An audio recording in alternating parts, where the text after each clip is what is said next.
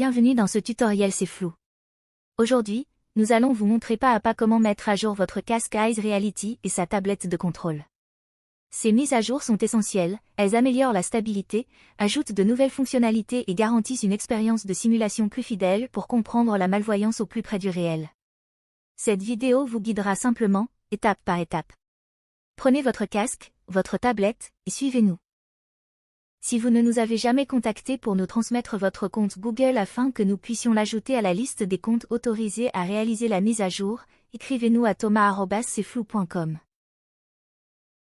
On commence par allumer l'appareil. Une fois allumé, on quitte la page en glissant le doigt du bas vers le haut, puis en appuyant sur le bouton rond. On arrive ensuite sur l'écran d'accueil. Depuis cet écran, on se connecte au Wi-Fi, on déroule le menu, puis on reste appuyé quelques secondes sur l'icône Wi-Fi en haut à gauche. Ici, je suis déjà connecté, sinon vous sélectionnez simplement votre réseau et vous vous connectez. On lance maintenant le Google Play Store, situé ici. On se connecte avec le compte Google autorisé que vous nous avez transmis. Saisissez l'identifiant du compte Google ainsi que le mot de passe. Une fois connecté, on clique sur « Agree ».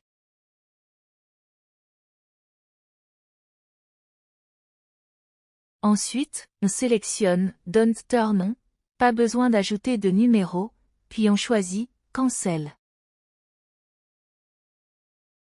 On désactive ensuite « Backup Device Data », puis on clique sur « Accept », « Get Started » et enfin « Skip ». Nous allons maintenant chercher l'application MacroDroid pour désactiver les mises à jour automatiques, si cela n'a jamais été fait.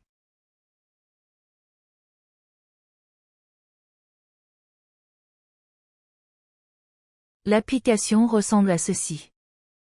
Il est très important de cliquer sur le logo de l'application et non sur « Update ». Dans l'écran suivant, on appuie sur les trois petits points en haut à droite, puis on décoche les mises à jour automatiques. Il faut absolument que cette option soit désactivée. Si l'application est déjà en train de se mettre à jour, c'est trop tard, il faudra suivre notre autre vidéo dédiée à la réinstallation de MacroDroid.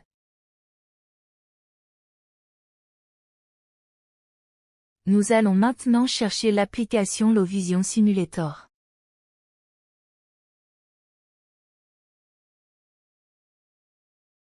Elle ressemble à ceci pour le casque. Appuyez sur le bouton « Update ».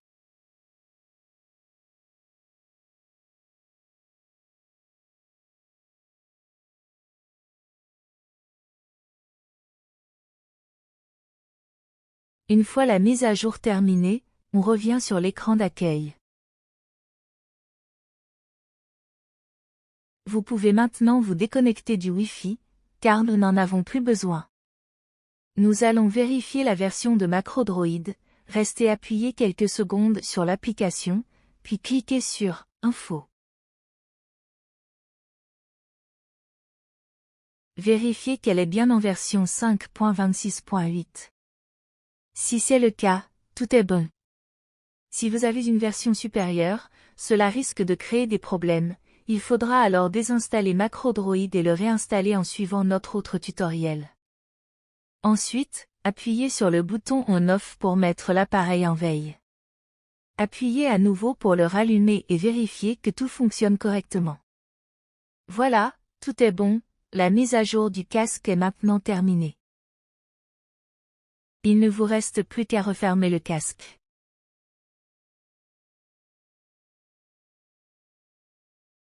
Il faut également mettre à jour la tablette.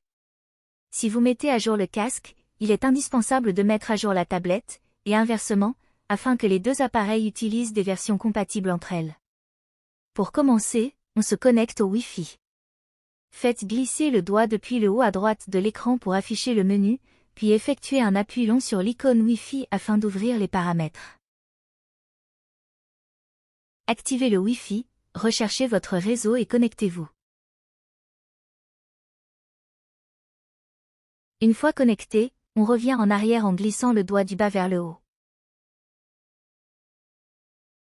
On lance ensuite le Play Store et on se connecte avec le compte Google autorisé, préalablement validé par Cflou. Une fois le compte Google renseigné, cliquez sur I agree. Décochez ensuite Backup Device Data, puis cliquez sur Accept, et enfin sur No Thanks.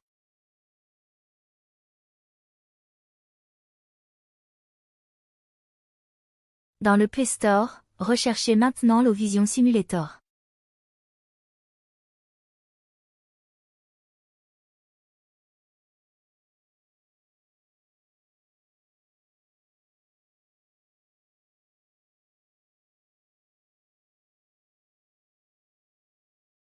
Veillez à bien sélectionner la version remote, puis cliquez dessus.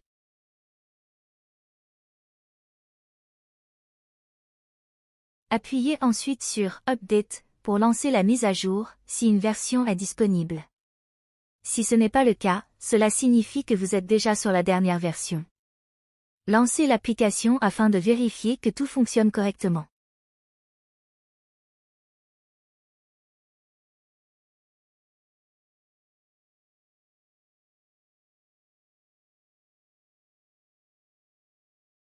Vous pouvez maintenant désactiver le Wi-Fi, car il n'est plus nécessaire.